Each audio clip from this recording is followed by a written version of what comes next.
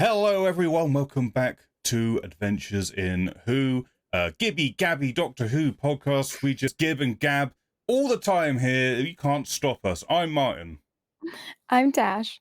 And we're here today with a contrived to talk about favorite episodes that happened years ago because there's no new episodes to talk about. So let's go talk about some of our favorite episodes from the past. We've also got some news to cover. But first things first, Tash, we're deep into January 2024. How's it going? how are we doing? January was like 75 days. I feel like it lasted forever. It's actually Uh, February. I just realized it's February now. I know, January it's finally the ended. first of the second. January finally, I also took a peek at the date. Yeah, I don't know. I'm doing good. I can't complain. Yeah, January is a hectic month, but we go on. We go on. I feel like Move on. everyone was saying that January was real slow for all of them, and for me it was like the polar opposite. I was like, things keep happening before I'm expecting them to happen. I'm like, what happened? How have I got here? How have I got to this point? You're just a little lost old lady walking through life. I am a lost old lady. It's true. It is true. How are you? I'm good, all in all. Nothing too dramatic's been happening yet, other than timekeeping. That's just keeping on top of everything. That's fair. But all good. I can't really complain too much.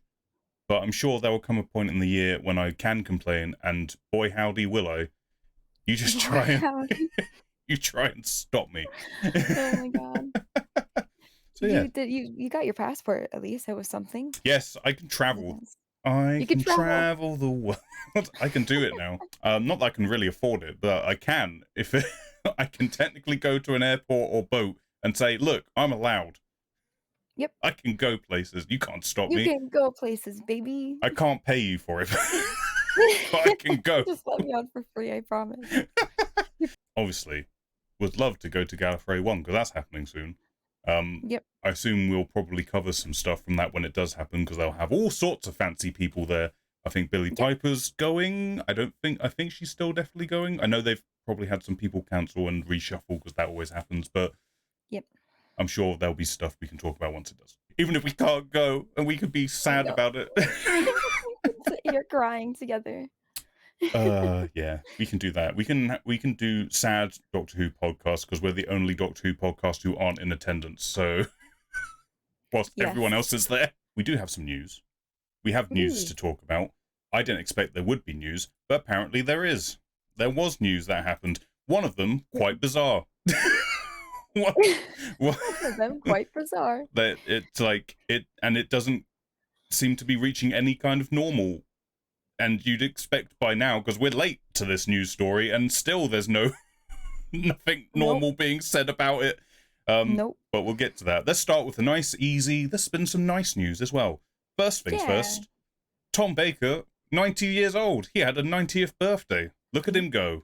There were some new pictures released of him. Tash, there was like, come on, do my boy better than that. I think they're nice. No, the pictures were good. It was the articles picture that they chose to be like the icon for it. I was like, that's not even the best picture out of these. Like, come on. Yeah. Give them more justice than that.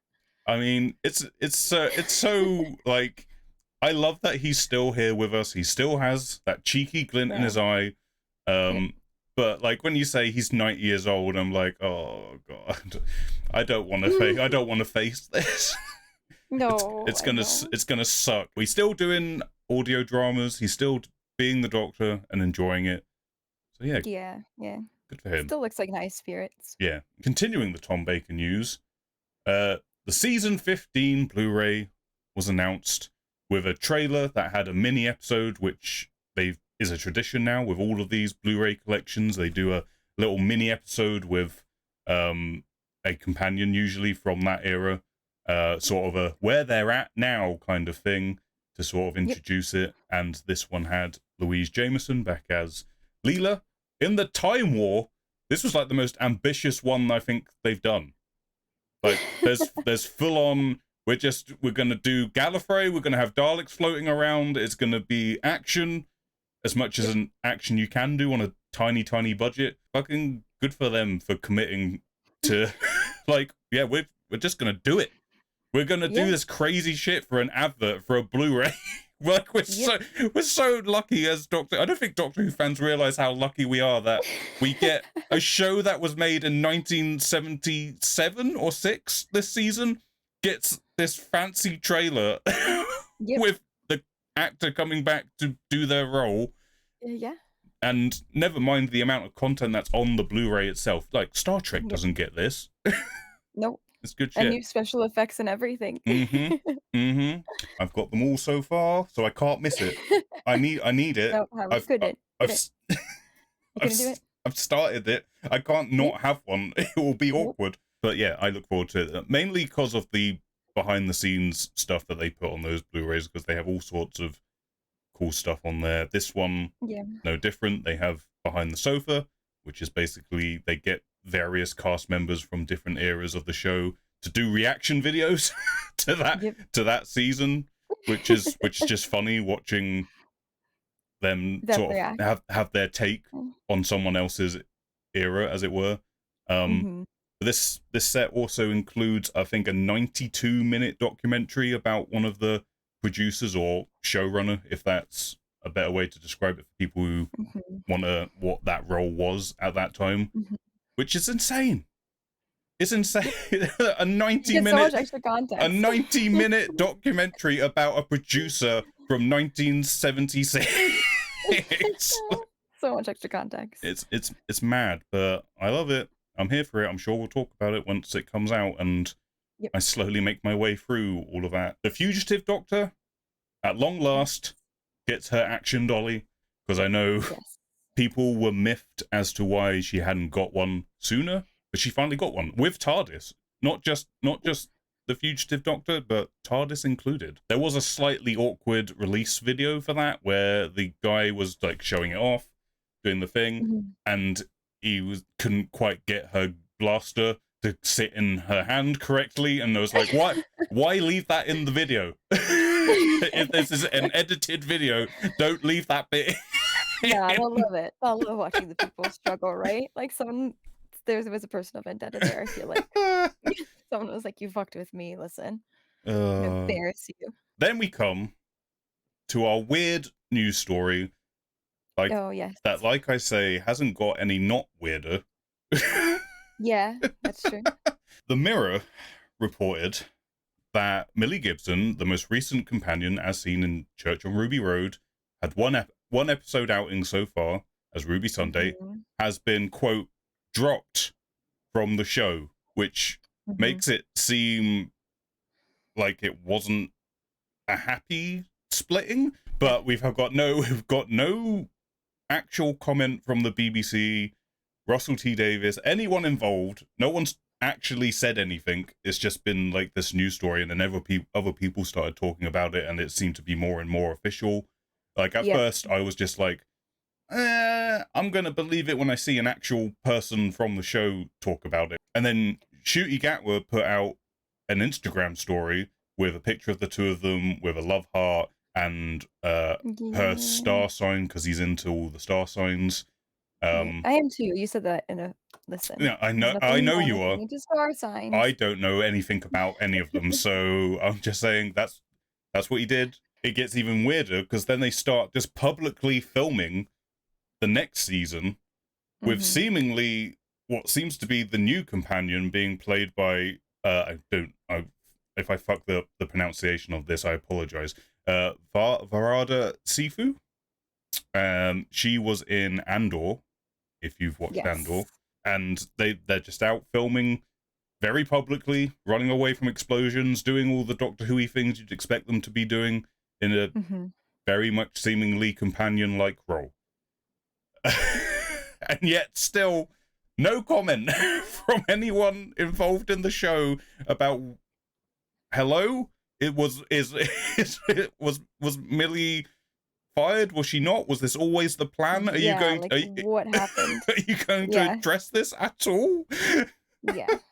It's so bizarre. Because they're so far ahead of schedule, it's just like this could have always been the plan. Like maybe she was only ever going to be in one season, and apparently part of the story is that she will appear in a handful of episodes in season 2 as well, but whatever, we don't actually know because no one said anything. I Yeah, get we don't have any official news, but it's just speculated. I get it because they don't want to be like, yeah, she's just shown up. Oh, and she's leaving, by the way. I kind of Yeah, get it yeah, from there, but at the yeah. same time, it's like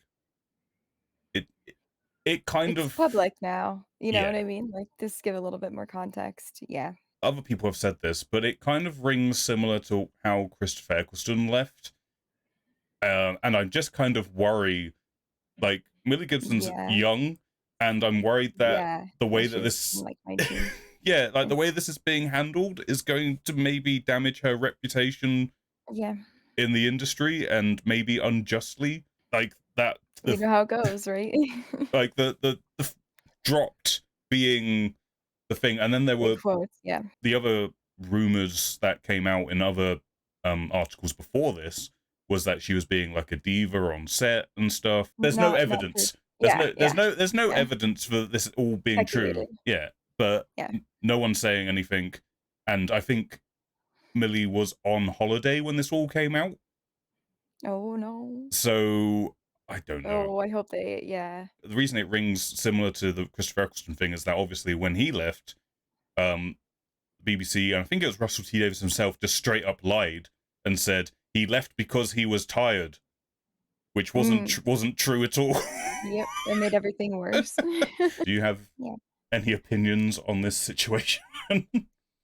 Oh, uh, yeah, I think I sent you, like, the one of the first articles a couple of weeks ago, and you're like, "I called it," but in the sense of, like, you've had a feeling that her seasons were wrapping up. You didn't mm-hmm. call, like, the circumstances around it, you just had a feeling. Mm, Yeah, but yeah, like, she is really young, she's only 19, it's really, like, hefty role to step into with everything happening, I could see with it kind of being a revamp of the series, so to say, there's probably a lot of pressure, so you never know what someone's going through, like, behind the scenes, right?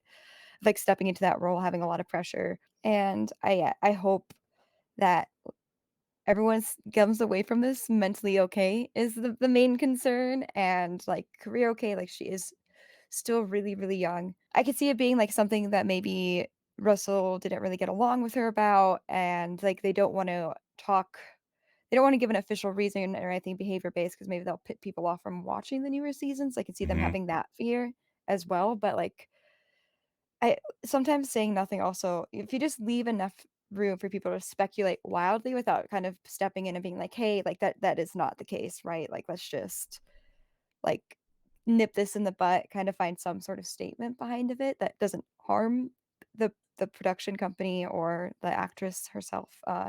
I think it's better if you're just gonna let people continue to speculate widely and not do anything to stop it. I think that looks worse sometimes, in my opinion. I hope, like, the fact that we already know we're gonna see maybe a couple appearances in 2025, it's just a weird time because 'cause they're so far ahead Mm-hmm. of where we're at right now, and I think they know it's such a public thing, like, especially when you start filming, right? Like, for the first few days that Millie was filming, it was already all over the place with, like, what they thought and, like, speculations of what was happening and Millie's character running, like, panic down the street, right? People are gonna talk about it without a doubt. I don't know. I hope there's nothing sus happening, I Yeah. suppose. Yep. Just being like, you're really, really young, and it's a heavy like, heavy load to take on at that time, and, like, even if maybe you are a diva a little bit, right, you're still so young, and if you don't have the right people around you to mentor you in the correct way, it can be even more Mm, frustrating and tough. So, yeah, I just hope everyone's okay. I hope yeah. that's all. It Exactly. could have Like, easily been planned, and I wish if it was, Russell would just say so. yeah. So Exactly. If this was always if this was always the plan, why not say it? If yeah, especially if you're gonna be, because like I say, like my biggest fear is that one, she's at the very beginning of her career in a industry that is notoriously ruthless. cutthroat, Yeah, and like this could damage it for her, and it's not necessarily her fault. yeah, And this could have always been what the plan always was for this season. It's not surprising. Russell T Davies always, well, other than Rose, it was basically companion one season. That was basically yeah, what he always did. So it's not yep, unheard of to do it no, that way. It's not something I'm a fan of because one of the things I have that I'm not the biggest fan of Russell T Davis's era, is that it felt Mhm. a bit like, all right, one and done, next one, new thing, let's go, rather than actually Yeah. Yep. letting it Yeah. build up and stuff. That's what he's going to do. That's what he's going to do. We'll wait, I guess. One day, Yeah. we'll get a comment from someone that will shed light on all of this. Maybe. Maybe. Yeah, I don't know. The British tabloids can be especially hmm tough. The new actress that's coming in, uh, hmm I'm excited too. Yeah, I yeah. really loved Andor. I loved Andor. Uh, yeah. So, as much as there's sad news, I am also excited to see like another another awesome casting. Yeah, yeah. Andor is probably my favorite Star Wars thing in a long time. So, Yep. and she was really good in it. Yep. So I'm excited Yep. to see her come over to our little show. Hey, Yeah. how do you like transferring from the big leagues down to our little funny sci-fi show? Even Yeah, I mean, it's not little or like, you know what I mean? Come on. It makes sense. It's Disney. Let's be real. yeah, yeah. If she is indeed the new companion, because again, it's Yeah, speculation because no one's saying anything. Um, 100%. But at least we get to see her for a few episodes, which yeah. is it's awesome. All right, but that's the news, everyone. That's everything that Yes. I found. It's very weird being back in this mentality of trying to find Doctor Who news, because somewhere during the Peter Capaldi era, I kind of like, you know what, I'm just gonna just enjoy the show as a show and I'm not gonna fuck with all the side stuff anymore, and I'm just gonna whatever.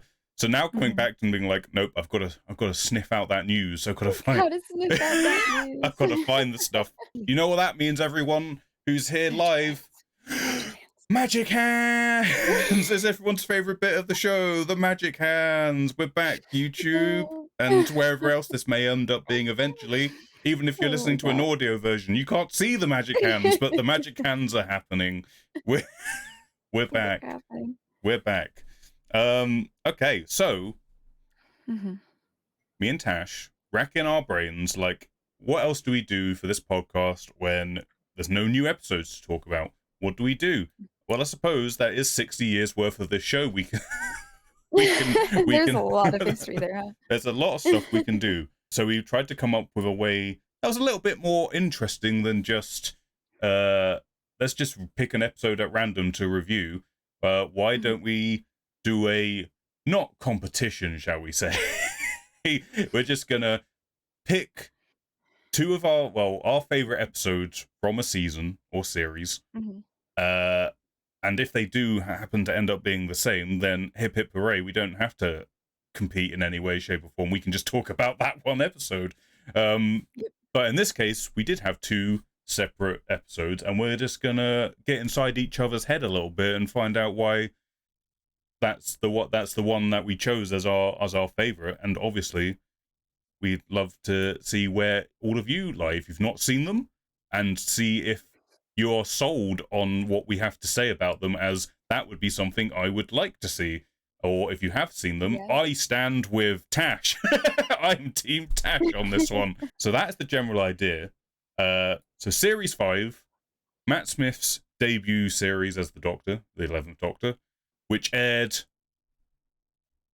let me do the maths here, 14 years ago?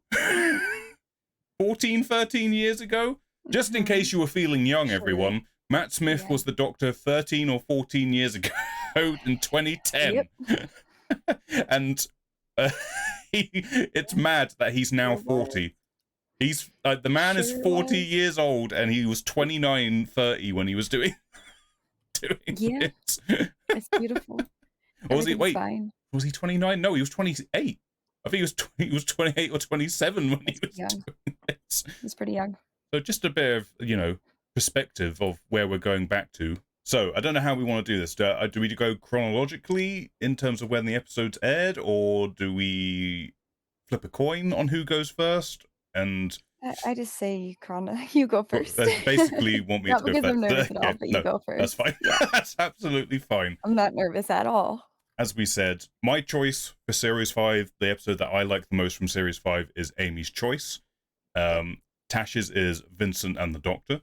Amy's Choice, if you've not watched Amy's Choice, what it's about is that it immediately throws you through a loop by the episode starting seemingly in the future of Amy and Rory, who are the companions at this point, when they have left the TARDIS and they are married. Amy's pregnant. You're like, what the hell is going on? I was just watching them having fun adventures, and now we're 5 years in the future somehow. Yeah. And it's just creepy. It's creepy. Yep, mashed potatoes or cakes or whatever it is she's doing in the kitchen. And then the Doctor shows up, crushing their flowers. And like I say, it's instantly creepy. It feels like there's something weird going on from the offset. And then, with the sound of birdsong, they find themselves waking up in the TARDIS, present day, seemingly, like, hey, we all had the same dream. That's a bit weird, isn't it? That's odd. Yep. But then they're like, it must have just been a freak accident. It's all good. Then, birdsong happens again, and they find themselves waking up back in the village where they are married, pregnant, ponytailed. Rory has a ponytail in this vision. Yeah, it's not great. It's not a great ponytail, but it has significance in the plot. There's yeah, it does. Yeah, it does. Eventually, we're introduced to the Dream Lord, as played by Toby Jones, who seemingly is in control of this whole situation and is forcing our characters to flip-flop between these two realities, both with a deadly danger involved, and they have to choose which one is real and which one is fake. But maybe there's more to it than that, as we will now discuss. So, that's what the episode's about. Never change. Never change.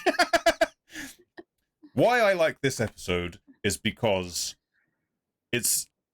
I find this pretty rare with Doctor Who, honestly, is that it's an episode where you can watch it over and over and over again, and you will find something new that you didn't notice, and you will read it in a different way to what you did the first time you watched it, especially with the reveal at the end. I don't know how to talk about this because it feels like such a big spoiler to say what happens at the end.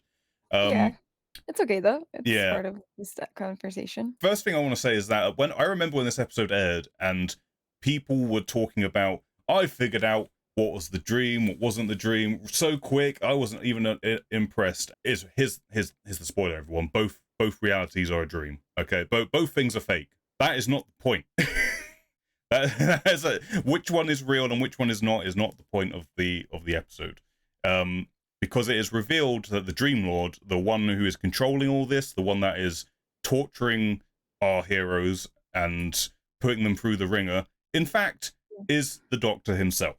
It's a dark part of the Doctor's mind come to life and is effectively just having a go at them.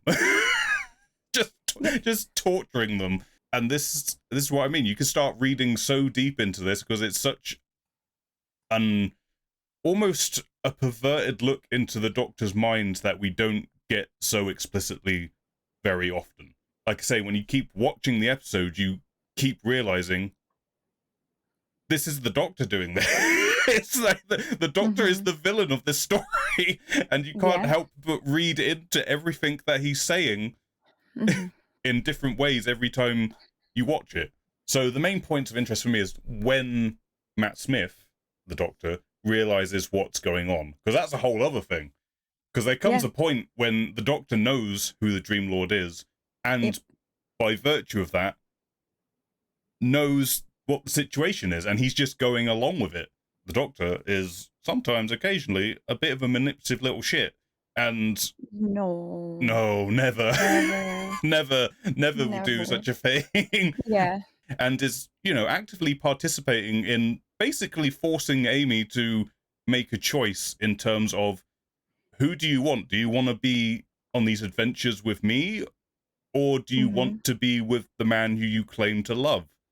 And is actively partaking in the manipulation of her brain, making that choice.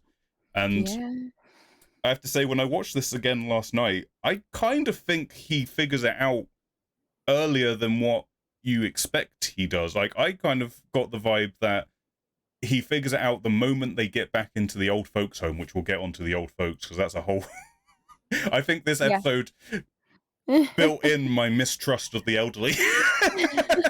Like, Yeah. single-handedly. Yeah. But there's a moment when they're back in this old folks' home, and Matt Smith does this really subtle performance when he sits in the chair and gives the Dream Lord like the up granny and sweater. yeah, Too, in the yeah. granny sweater. Yeah. Gives him this up and down look.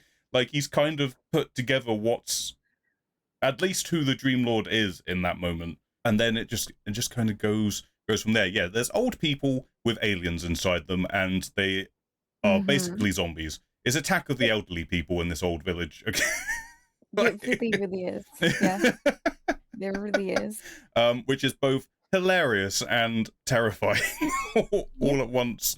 The deadly danger being faced in the other reality in the TARDIS is a cold star, which makes them question whether science is real in that reality. And as you can imagine, all three of the characters are kind of flip-flopping on what they think is real, and Rory and the Doctor are competing for their ideal situations. One is very much, oh, this is such the Doctor's thing. Everyone has to be looking up to me to save the day, and one's like, Rory's a doctor in this reality rather than a nurse. Like the famous ogre Shrek says, it's like an onion. There's just layers. It just keeps going. It just keeps going.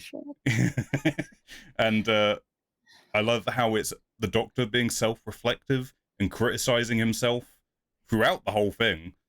Yeah, it's pretty mean to himself. It's particularly the line where the Dream Lord says to him, the old man prefers the company of the young, which is real creepy, but again, it's the Doctor saying it to himself and not wrong. And it's meant to be kind of like, yeah, we all thinking it. So I kind of thought it has balls for going there and just like putting that out. But it's a bit weird. It's a little bit weird. Calling it how it is. I mean, this sounds weird. I really like the bit when Rory dies. But oh my god. But specifically because for Amy, it's a real moment where Amy sees the Doctor for who he really is, opposed to her childhood fantasy of who he is. Yeah. Like again, doesn't Rory die though? When doesn't Rory die? The running joke. I loved it. Like everyone complained about Rory dying all the time, but I was like, it's pretty funny. It's pretty funny. But yeah, that moment just, I don't know. There's something about that moment that's stuck with me ever since when Amy says, then what is the point of you? Something about that really stuck with me when she just says it to his face. Like, what is the point of you if you can't save everyone? Because it's also like a fan. Like when you watch the show as a kid, you just think, oh yeah, the Doctor saves everyone. But then when you watch it as an adult, you kind of see how flawed he is and how that isn't the case. And I also really like that, again, going off the theory, it's not a theory, it is what it is, the Dream Lord being the Doctor, when the Doctor accepts that he's lost, which, aka Amy chooses Rory over the Doctor, you see a change in Toby Jones's performance, and you see a change in Matt Smith's performance, because it's him accepting he's lost. So effectively, the Doctor loses in this episode, and the cockiness goes down a little bit. And yeah, I just felt like, especially with the new series being so much about like the companions constantly falling in love with the Doctor, and you know, all of that stuff that was going on, and even Amy at the start of the season, they play with that stuff. Yeah. Amy thinks she's in love with the Doctor at first. But then they very solidly say that's not where this is going. Like they put a full stop. This is not the journey we're on. Vibe. Yeah. Nope. I think Matt Smith is incredible in this. Like how he subtly goes from, you know, his normal big Matt Smith energy and then into the more, like I say, like the judgingness of himself. And it's just, I could talk about this episode for an hour. I'm trying to edit myself. No, don't edit yourself so down. much. Like, this is the reason why we're talking about it, right? And again, Toby Jones as well is incredible. Like they're both of them. Like Toby Jones is obviously having the most fun and completely understands the assignment that he's playing evil Doctor Who. Yeah. Without giving it away. which is great. I also really like the moment when Amy is so, like, again, it's part and parcel of Amy realizing the truth of the Doctor, where the Dream Lord says, if you're the girl that the Doctor trusts with everything, what's his name? You want to, Yeah, you which you. is like a running thing, like, hmm yeah. I just like that it's ultimately an episode about the psychology of the main characters, and they're able to weave that in with a story with elderly zombies and a burning star. Um, Yeah. and it manages to be both crazy sci-fi stuff, but also internal, like, trauma and dealing with yourself. Yeah, and it's just the Doctor accepting the tragic nature of his own existence. Like, that's I'm never going Yeah. to be the Rory, basically. No. Like, that's never going to Yeah. be me. And it's It's kind of not the life sad. you're gonna get. Yeah. Yeah. and Not the so life you're gonna get. and this was written by Simon Nye. If you don't know who Simon Nye is, he's probably most famous for a sitcom in the 90s called Men Behaving Badly, which is kind of an edgy, lad humored, like, comedy show, which is really Nice. interesting. We've both chosen Yeah. episodes written by comedy writers predominantly, Yeah. and they both deal Yeah. with very emotional, traumatic things, which Yeah, it's definitely not a comedy. and I think this may say more about me, why I prefer Amy's choice to Vincent and the Doctor, is that, I don't know, maybe I'm just more cynical and darker minded. That's why it appeals to me. That it's Yeah. I like how forefront it is about the flaws of the character, and sort of dealing with that. I like how ethereal the whole thing is. Mhm. Like it's all mind games. What do you think of Amy's choice? I didn't think it was going to be like, I was surprised it was your favorite episode. I knew you were not shocked by my favorite No, it episode. wasn't. But yeah, I was surprised by this being your favorite just because I think you said Peter Capaldi's your favorite new Doctor. Yes, indeed. But yeah, but it's a good episode. I think there's a lot going on there. Like, there's a lot of, like, it starts off really quirky, right, with, like, the Amy telling the doctor 3 times that she's pregnant, and the doctor being like just keeps going on and on and on, just, like, does not want to accept the fact that Amy is, like, standing there in the dream state, Yeah. pregnant, and there's, "Wait, are you pregnant?" And Amy's like, "I've said it 3 times now," like, literally everything, "Doctor, I'm pregnant," and it interrupts her again, like, "Doctor, I'm pregnant," interrupts her yet again, "Doctor, I'm pregnant," right? It shows, like, really indicative of, like, the doctor, like, has, I think, a hard time realizing that, like, his companions have other lives, right? Like, hmm it's all gonna be, like, as much time as you can try take from the companions and bring bring 'em back, like, you're still you're still on borrowed time with your companions, and, yeah, it was just, like, very indicative of the doctor being like, hmm "Nope, I'm not choosing to accept that this is, like, the reality that's happening right now." And then, like, when it's coming to a situation in the TARDIS where, like, it's a, like, something that the doctor needs to fix and this whole, like, crisis with the cold star, I think it was really, like, a good indication of, like, the 2 realities that both of these individuals want, right? Like, Rory wants to get married and settle down, and you hear kind of Amy for a second, like, be like, "Yeah, we'll get married eventually," and Rory's like, "What do you mean? Like, I thought this is what you wanted," right? And, like, seeing that, like, panic with Rory for a second, but obviously the minute, like, he dies, you could tell Amy's just like, "No, like, I don't care if the other reality isn't real, like, I just there's no reality without him." Yeah, It's a very, like, indicative moment of, like, how deep that relationship runs, and, like, I mean, holy fuck, it's just, like, the start of their journey, right? Like, they yeah, get it so is. much worse from that point on, so much worse from that point on. Yeah, it's a really good episode, I think. Like you said, when you think the doctor knows sooner than he, like, lets on to know, when I was rewatching it again with Phoenix yesterday, like, the minute he sits down in that chair, like, his whole demeanor changes hmm so drastically. Like, just and Matt Smith, like, has that depth in his acting, like, even watching him in some other roles, like, he's really good at being a bad guy too, and not in a hmm in-your-face bad guy, like, he's really good at suddenly, like, having a snap of, like, "I was trying to be nice, but I will not anymore," right? Like, so good with, like, this slight change of emotions in his face.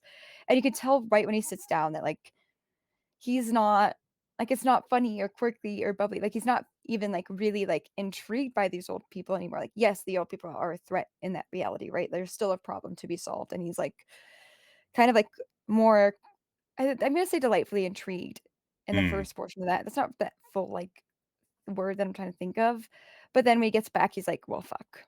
Yeah. Like, I'm being a jackass, and I'm pissed because I know I'm doing this, and, like, now there are these old people, and, like, now we have to figure out which realities are real," but also you could see, like, he realizes, I think, a little bit of what he's making Amy do as well in that moment, like, when he says, like, "I've seen," like, as a dream lord, it says, like, "I've seen your dreams, like, I know what your heart desires, this and that," like, it's such a cocky Yeah. and weird thing, and, like, throwing Amy under the bus like that in front of Rory, like, Yeah. the doctor, like, just never got off on a good start with Rory either, like, the whole fucking and a few episodes before for Rory's, like, stag do, when he pops out of the cake and he's like, "She kissed me," and then, like, looks around and everyone's like, you know what I mean? Like, you don't tell that to the soon to be groom, so I think there's, like they don't get started off great on the right foot. And, obviously that changes, that grows to change dramatically in the later seasons. Yeah. But yeah, it's a really good episode. I think it shows it kind of hints at, like, the duality of the Doctor and kind of, like, the dark side of the Doctor because it's not all like, the changes in the Doctor's behavior don't need to be theatrical or dramatic, right? Like, you Mhm. don't need to have like, it was such a good indication of, like, the Doctor is clearly upset in this moment and doesn't have to do leaps and bounds to show that he's upset, and, like, yeah, just kind of really toys with them a little bit, and, like, you like, the darkness of, I wanna see how this rides out a little bit as well, like, it's Mhm. just he's mad at himself for being twisted, but he's still being twisted, Yeah. like, he's still He can't as a escape doctor in himself. that moment is just like, I kinda also wanna see how this rides out, you know, and I yeah.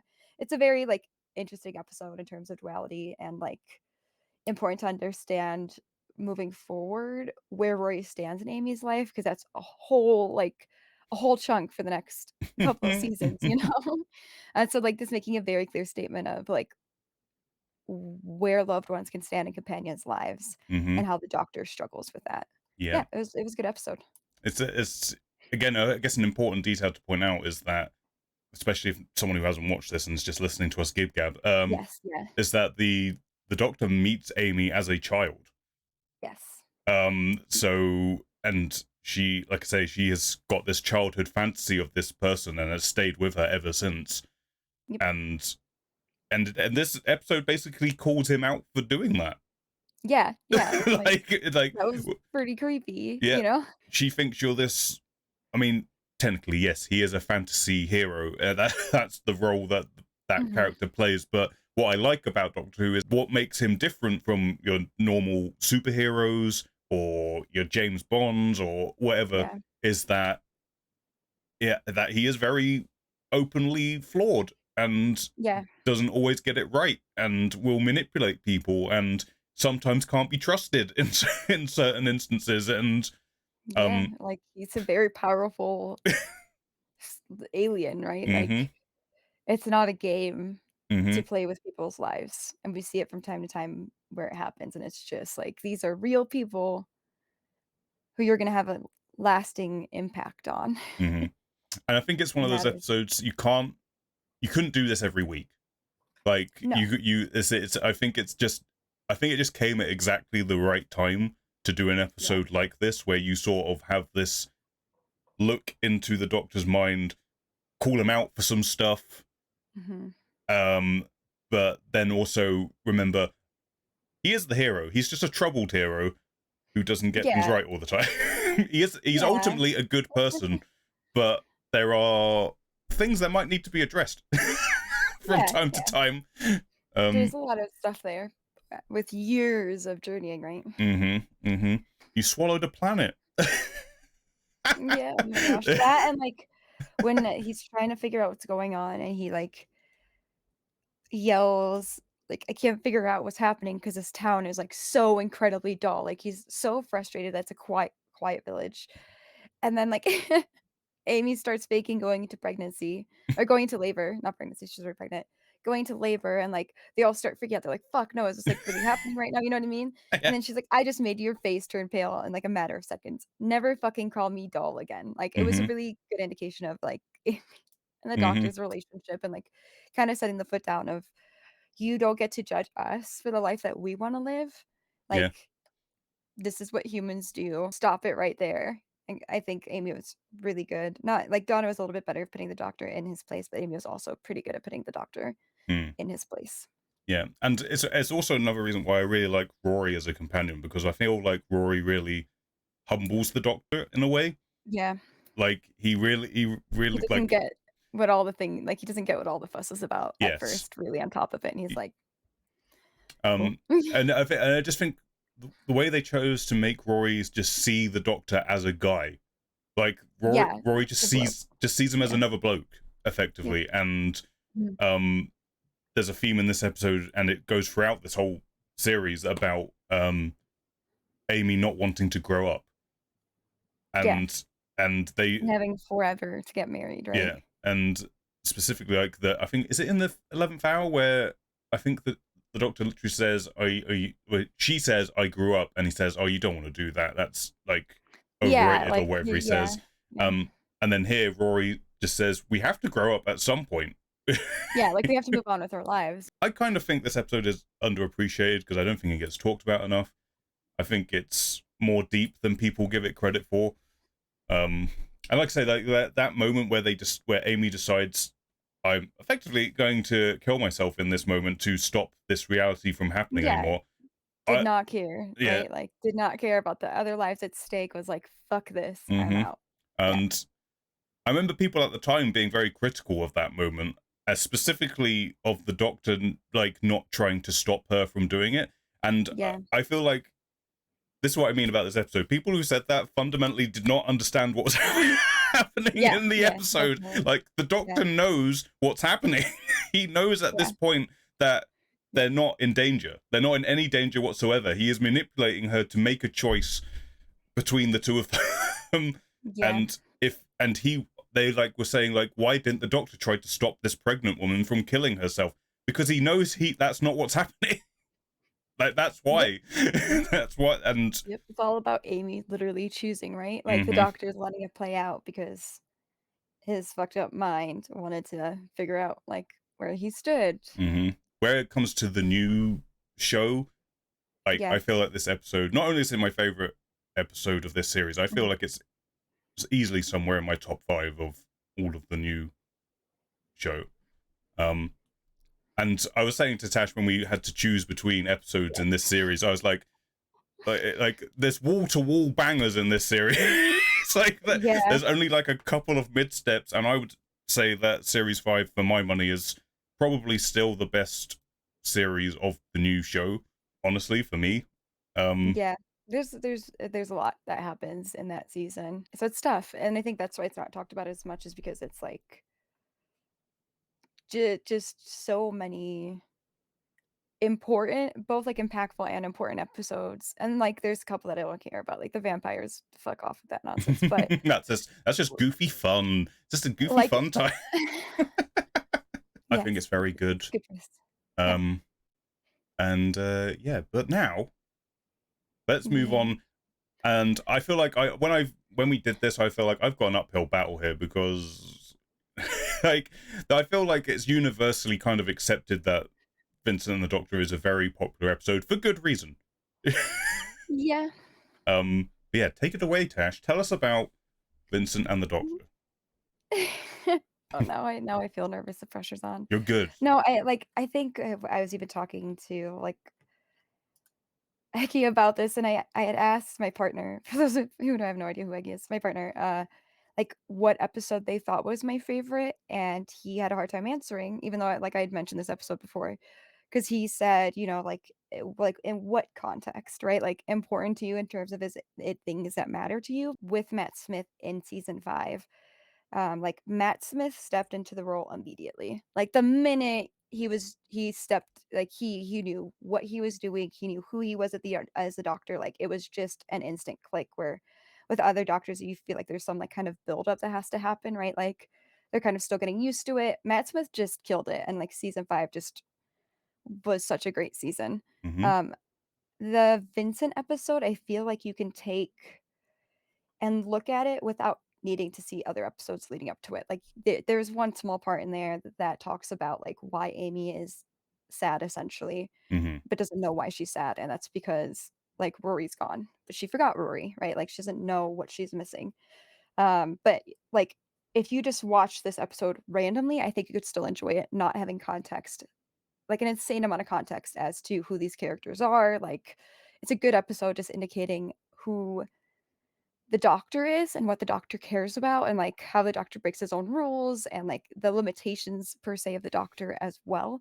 And so for those of you who haven't seen it, Vincent and the doctor happens in Amy's timeline right after Rory gets killed. Mhm. So I think, like, the doctor holds guilt about that, and I think is like, "Let's just go on a fun trip and, like, let's go see some lovely art," you know what I mean? Like, let us just do something fun for a second. The doctor holds guilt that his companion just lost the love of her life and can't even remember it. And I know feels partly responsible for it because he pulled out, like, a little bit of the TARDIS and, like, knows, like, "Oh, shit, this has something to do with me." They're going to look at Vincent's art. There's just, like, a lovely, I think his name's Doctor Black, but, you know, like, that museum guide of that specific room is, like, talking very passionately about Vincent. It's there's no doubt that they're, like, that the doctor can travel anywhere in time, right? Like, there's no doubt that, like, there's been so many jokes about meeting famous people in history before, where they're artists or literal royalty, etcetera, and they're kind of looking around at the paintings, and Amy's, like, really excited to, like, look at one of her favorite paintings, and then the doctor notices something strange in the window of one of, Vincent's paintings, and is like, "Hmm, that's not supposed to be there. What is that all about?" And so then tries to ask the museum tour guide of the exact date, like, if they could get it to the closest date, when was this painted? And, of course, Amy and the doctor travel back in time to figure out what this mysterious creature is, because it's not supposed to be there, and it's very, like, blatantly obvious to the doctor that something's wrong. And so they land in the era of Vincent's time, and they go to find Vincent drinking at a tavern, and, like, Amy's, like, super, super excited. We know Vincent wasn't loved in his time, right? Like, it's a very tragic story with Vincent, and at the time, no one wanted his paintings, like, he was just completely dealing with mental health issues that no one understood at the time, like, just yeah, it's just it's sad. And so you see him at the kind of at the bar, and the doctor's like, "I'll buy that painting from you, and I'll pay for your drinks." And, like, the bartenders are, like, laughing because the doctor's like, "Oh, like, he's a good artist," and they're kind of laughing at, like, "No, he's get him the fuck out of here," you know, type of demeanor towards Vincent.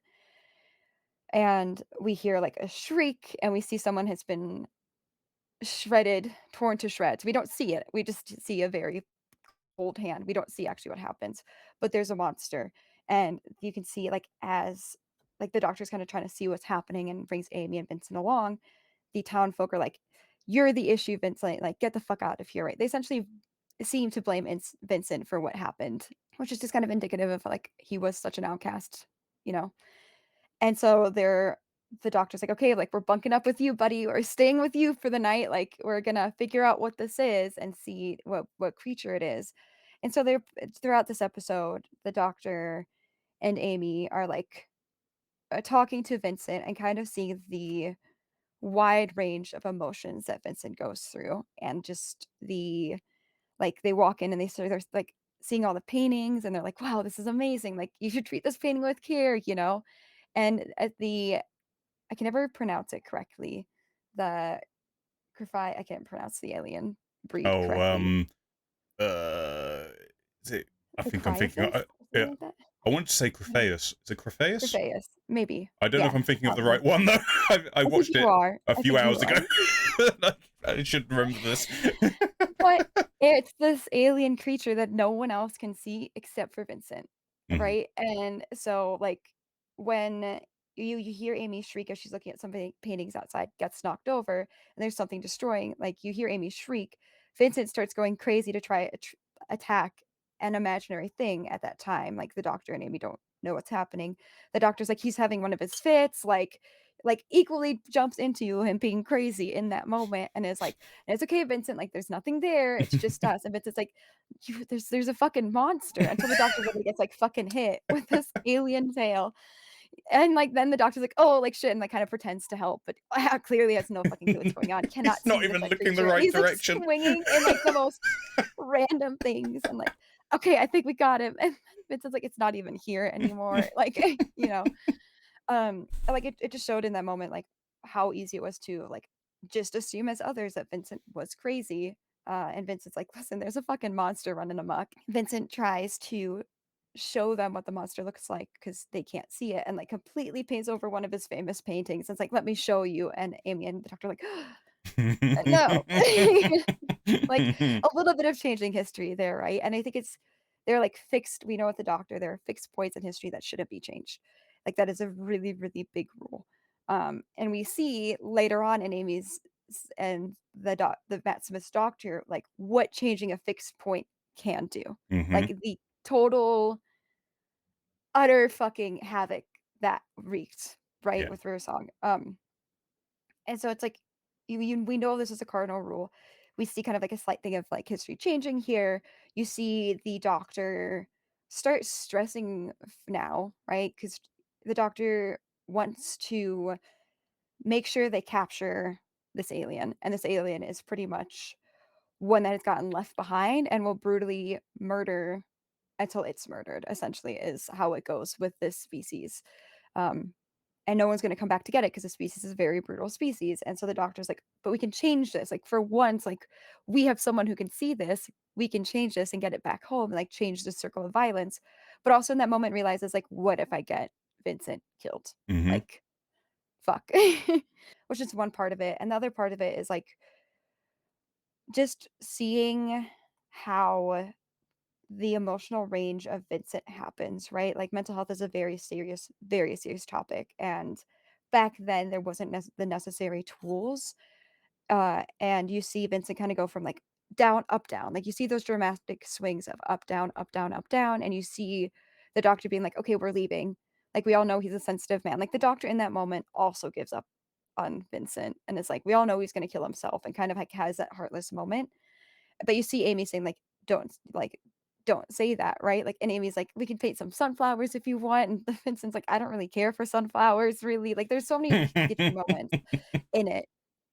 But all in all, they end up, finding the alien, and the doctor's plan was to try talk to it and send it home, um, and that doesn't go according to plan because Vincent, in self-defense of everything happening in this moment, right, uh, stabs it, and it's dying. The doctor really thought he could break the cycle Yeah. and save this alien, which is kind of indicative of what the doctor thinks he can do with Vincent in this episode a little bit. Yeah. Huh? Um, and when the alien's dying, he's like, you can hear it, and he holds nothing back when he's telling Vincent, like, it's saying it's afraid, because it's dying, and I'm like, "You could have been a little," You could have I peeled get that it, it didn't plaster go off a according little to bit slower.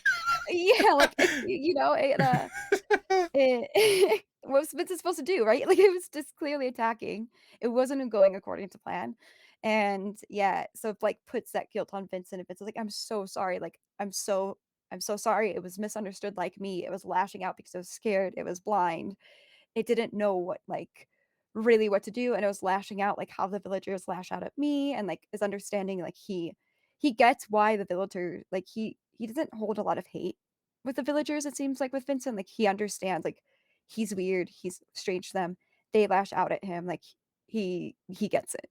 Not like He it's a blames tragic himself. story. It's a Yeah. yes, yeah, yeah. It's and, like, he feels like because he's the weirdo that, like, it justifies their behavior. Vincent clearly is, like, inspired by Amy. They have this really beautiful night staring under the stars and kind of, like, looking at the different complexes of life and, like, how Vincent like, you get little tidbits of what we think Vincent thought of life, right, Hmm. from just notes Yeah. of history of, like, how he talks about colors and, of, like, emotions and expressions and how, like, he hears colors all the time and, like, the dramatic mood swings that happen and how yeah, like, you could see there's hope that Amy and the doctor want to help change something for the good here. It's a very delicate situation.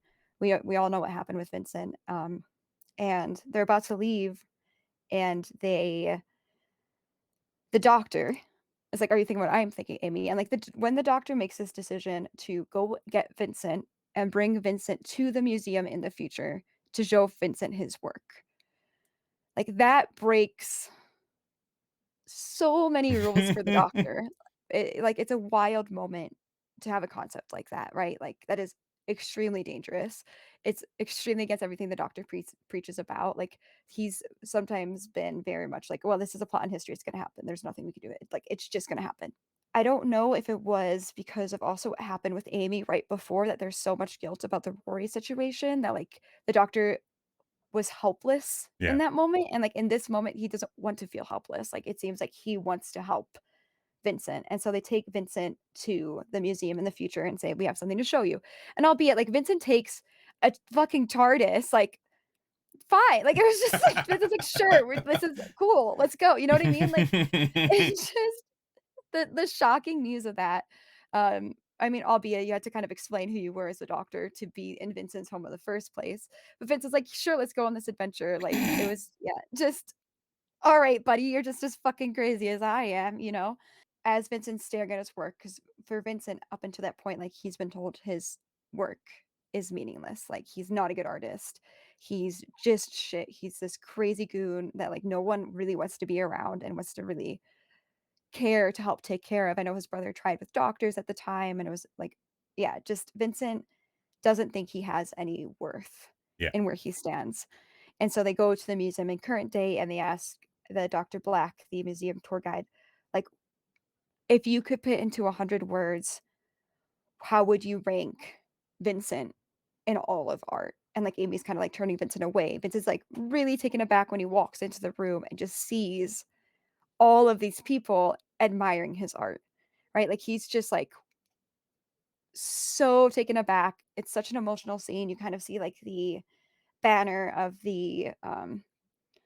like, his eyes for the tour that's happening or, like, Mhm. the gallery that they're hosting, and then they have, like, a really great shot of, like, Yeah. Vincent walking in there, and you kinda zoom in on that, and, the actor that they cast to play Vincent did a phenomenal job. Yeah. Like, such great acting and showing those emotional waves, like, it was just such a good portrayal, and, like, it had a great shot, and then Dr. Black starts going into, like, how great he was and how we'll never have someone like Vincent again in our lifetime who saw colors this way or saw life this way and says, anyone like, anyone can make art about their pain, but making art about pain beautiful, like, is a very specific talent, and Vincent gave us that still a little bit, you know? And, like, you see Vincent just, like, emotionally break down, um, just really emotionally break down in that moment and, like, goes up to the Doctor Black and, like, kisses the doctor's cheeks. It's Mhm. like, "Thank you so much," and, then, like, because you see him start crying and the doctor's like, "I'm so sorry, like, is this too much for you?" Right? Like, it's a wild concept to do that to somebody. It's Mhm. just fucking wild. Like, Vincent handles it much better than I think a lot of people would. And it's like, "I'm so sorry, like, are you okay?" Like, taking him out to be like, "Fuck, I didn't even think about this." Yeah. Like, really? Like, I just threw him, this emotionally unstable individual, into a really emotionally unstable situation and, like, was just carried away with me wanting to fix things, which have it tends to be, like, I think, a down trait of the Doctor so many times. And but the Vincent thanks Dr. Black and, like, runs off, and, like, you see Dr. Black being like, "Wait, was that?" You know? Just like, And he's like, "No," and, like, I "No, no." love so much yeah. The strange man's just kissing me and crying, and so they drop Vincent off, and, like, it seems like they leave Vincent in better spirits, right? And, Mm. like, Vincent had kinda has a crush on Amy, and there's, like, this little running joke of, like, "We could get married and have 12 children," and The he's like, ultimate "No, we have" ginge. yeah, yeah, the ultimate ginge, oh my god. Um, and so they leave Vincent, and then they go back to the museum to see, like, if there's any new paintings. Amy's, like, really, really excited. They really think they leave him in a better state, truly. Like, I think they thought they could have changed something for him. And so they come back to the museum, and there's no new work. Dr. Black is still giving the same kind of spiel of, like, he committed suicide at 37, and you can see Amy just, like, be so utterly heartbroken that it still ended up the same way that it did, right? Um, and then she sees the sunflowers, and then it says, "For Amy from Vincent." And she's, like, a little bit more teared, like, it's like, you see kind of that same dramatic shot of Amy walking in right in front of the gallery poster and the zoom in on Amy's eyes as well, and, like, knowing that she at least made some sort of impact there. Um, but yeah, it's just, like, in that scene, it's so emotional because mental health is really tough. You There's a lot of the doctor always wanting to save people, and I think us as humans, like, we wanna save people. We want to help everybody out, like, for the most part. Um, Good people. but sometimes you yeah, good people.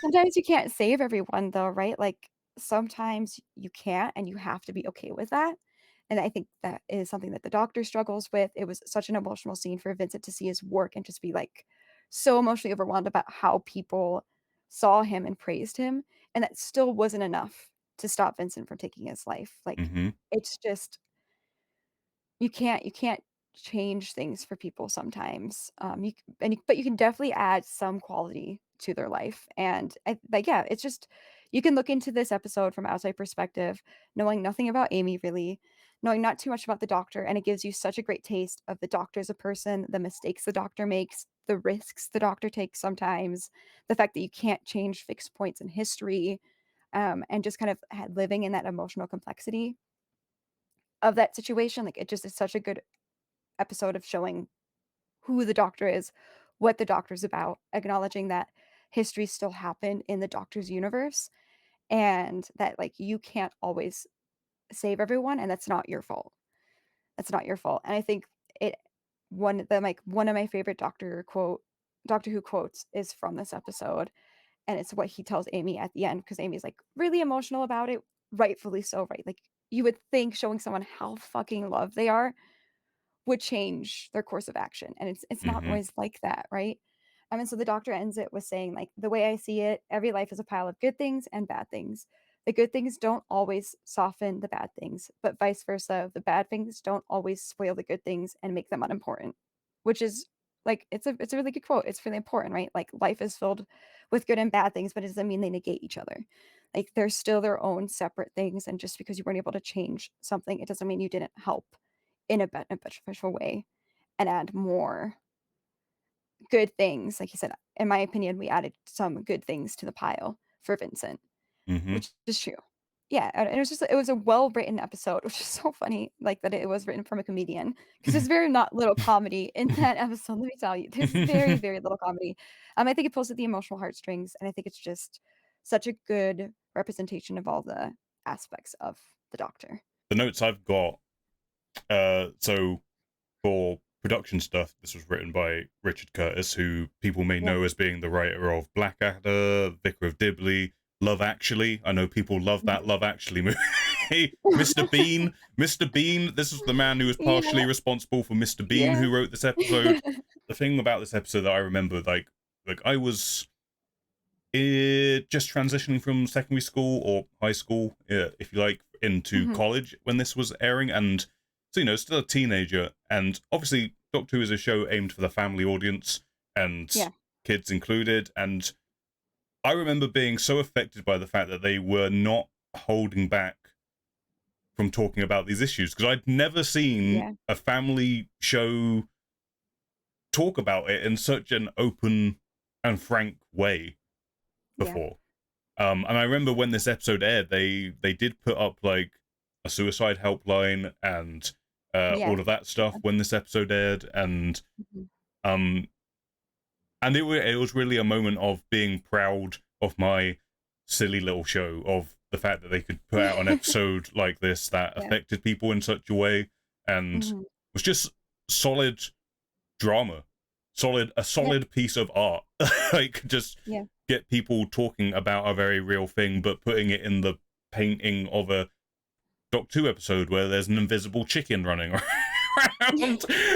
like, Yeah, yeah, yeah, like, and yeah, it's, I did, when we both said what our episodes were going to be, I found it so interesting that we both chose episodes that are so much not about the face value of what the episode sets up, and is yep, much more about the underside of it. Like I say about Amy's Choice, it's not about which dream is real, it's about these people and what they're thinking and feeling. And equally, Vincent and the Doctor, it's not about an invisible chicken running around, it's about yeah, yeah. people and how people respond to things. This is like the least spicy competition for episodes ever because, Yes, because they're yeah, both they're great. so good, They're yeah. both great. Like, it's like, yep, you're right. Yep, you're not wrong about this. I love like the melancholy of this episode, how it's simultaneously happy and sad, Mhm. and just truthful. Like I was saying, um, Yeah. Tony Curran playing Vincent is incredible casting. Like, Yeah, it's such good work, just, like, really ran with it and nailed it, right? Like, just I think what I think the Rosa Parks episode of Jodie's season had the potential to be the same. I hmm think they're trying to touch on 2 historical factors in the same way, historical figures, and I think if it was done better, it could've maybe it would have, like, a different tone of emotional depth to it and emotional importance because 'cause they're about 2 different subjects happening, but it had the potential yeah. to be as impactful, and because of bad writing, it wasn't, um, and I think that's really disappointing because we hmm saw that it could be done really well, and it was just like, "God damn it, like, you could have done it, like, you could have made people care." The other thing about it is that talking about the invisible chicken, it's obviously a saving budget technique. We'll have the monster of the week be invisible, so then we don't have to show it all the time. However, Yeah. I love how it works as a metaphor for what the episode's about Mhm. an Its invisible real purpose. thing, that people don't want to talk about or accept Mhm. is the truth. And Yep. especially at this time, again, we got to remember this was 10 plus years ago Yeah, people when were not talking about mental health no, they weren't. really at They all, they really like, were yeah. not. Um, Mhm. and this episode, like, it literally made waves. I remember it like being on the news and stuff. Like, people were talking about it, and it did a lot to get people to be more.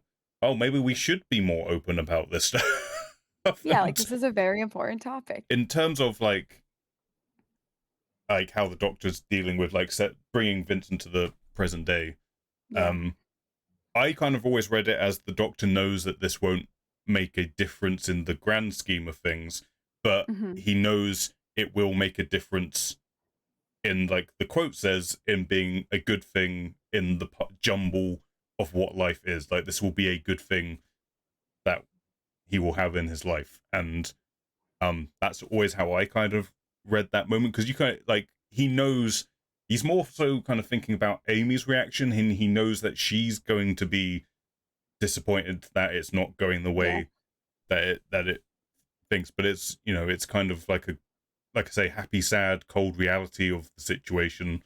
And like I say, it's handled tastefully and very well, and Yeah.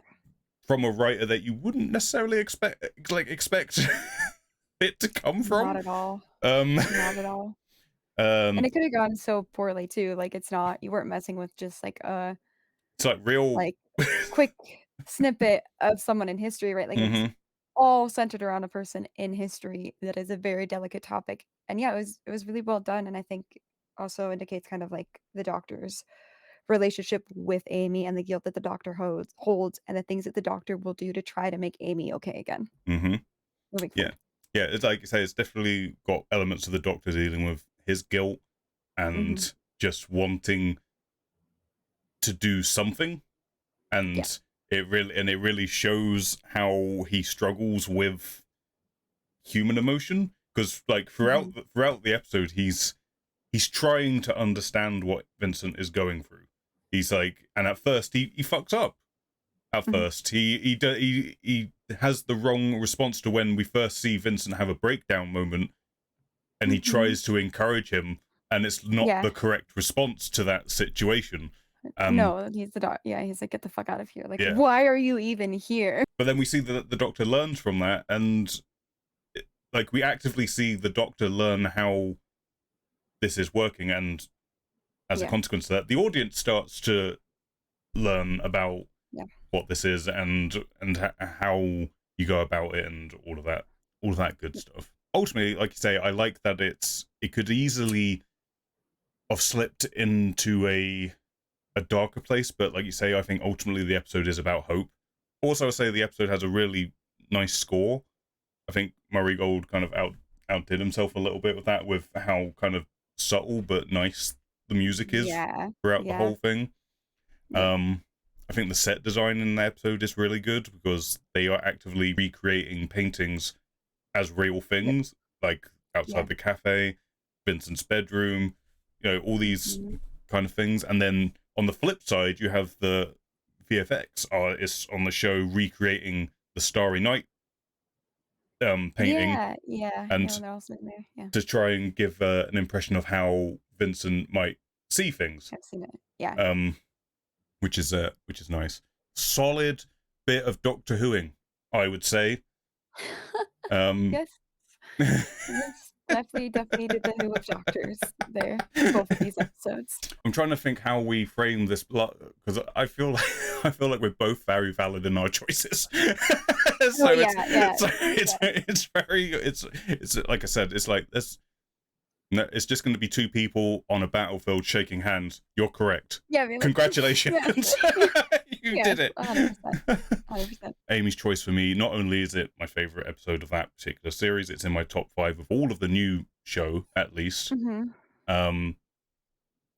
it's an easy 9 pregnant Amy's out of 10. 9 pregnant Amy's out of 10. Yeah. And I would kind of say, Vincent is another 9 out of 10 for me as well. The only thing that lets Vincent and the Doctor down a little bit is that it is a not very convincing space chicken. But like I say, that's not really what the episode's about, so it's not really that distracting. I will start a poll in chat if you've been listening to all of this, and if you want to throw up or if you have any opinions about what you've heard, if you're interested in either of these episodes, if you've never watched them before, all that good stuff. No, I enjoyed this. I like just having an excuse to talk about good Doctor Who. You know what was really hit when watching both these episodes, and this is going to sound like I'm being mean, but I was like, I'm loving just going back to the simple time where there was no mystery doctor in between doctors who we never knew about. There weren't a bunch of other doctors before William Hartnell, and what's real, what's not real, are we from just going back to the simple time. Just enjoying some good Doctor Who.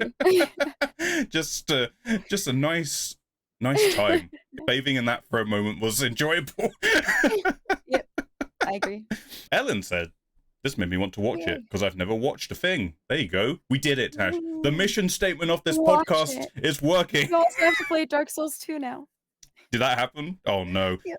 Oh, no. YouTube, there was a point goal for me to play Dark Souls 2, and apparently we've hit it. So there we go. Torture for me. Tune in live at twitch.tv/IndieGeekGuy. Ellen, we need a Doctor Who marathon. See, we're doing it. We're converting them. Tash, we're converting. Yay. It's working. It's probably worth noting that there are quite a few episodes that are very silly sci-fi stuff, and it's a little bit tougher to get through those. I'm not gonna lie. I enjoy it because it's dumb. Sometimes it pans out.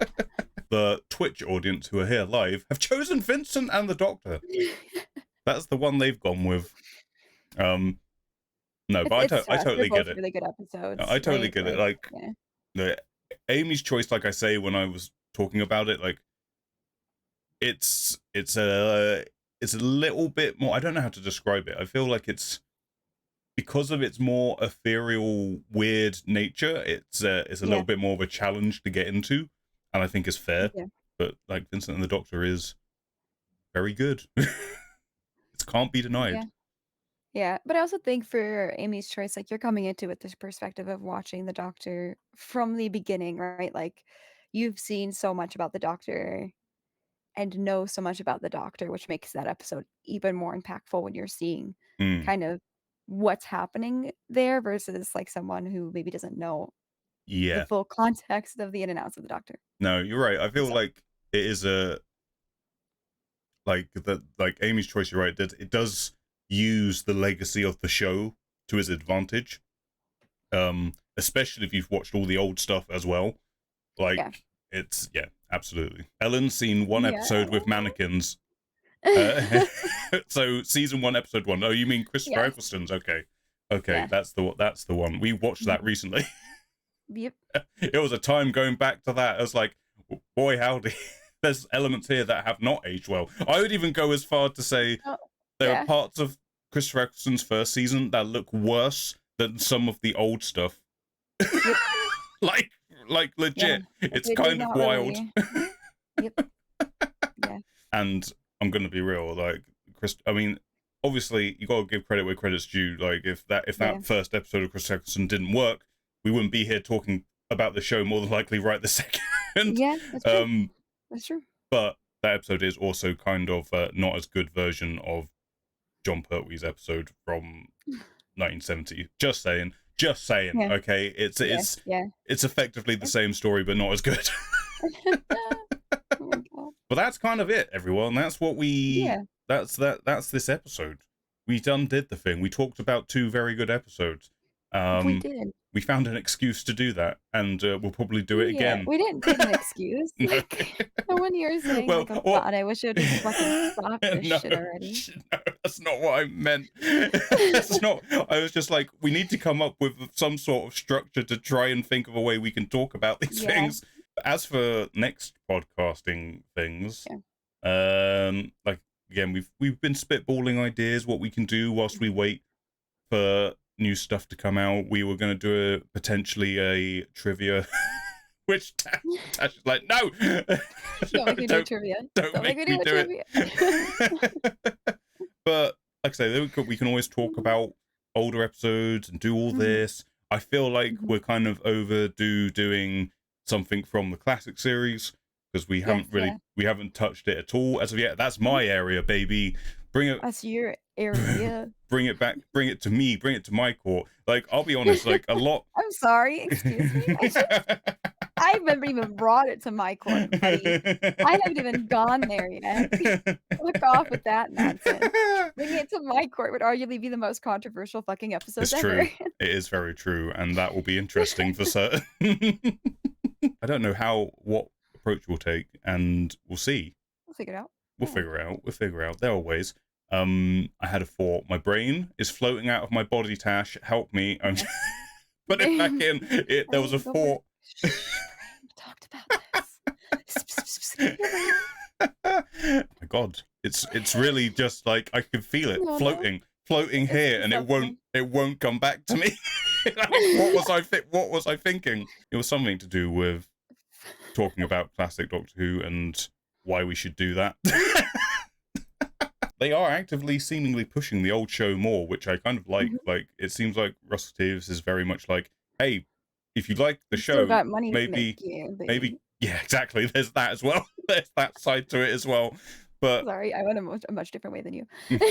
But it's definitely a bit of that. But it's funny to me that a show that aired 40 odd years ago, 50 odd years ago, and they're like pushing it as a new show sometimes. Yeah. Like, when does that ever happen? When does that ever happen? Yeah. Never. That's all we got for this time, folks. Yeah. Thank you for joining us once again for more adventuring in the Who's. Let us know if you're on YouTube in the comments down below. What Series 5 episode do you like? What's your favourite? Is it either one of these? Is it a different one? It could be the vampires one, which Tash dogged on earlier. I stand by that. I stand by it. Stand by it. Series 5 is bangers all the way through, more or less, mostly. Yeah. But yeah, good times. But thank you, everyone, for watching this. I don't really know how to wrap this up. That's Tash. Bye, YouTube. That's slash Tash over there. There's links to this wave. Tash's stuff in description, twitching and things. You know who I am. You should go follow India on Twitch. Princess and then Wave. You can see us live. Princess Wave. Princess Wave. We'll see you when we do this again. Bye, Brain. In a few weeks' time, probably. Bye, Brain. There it goes.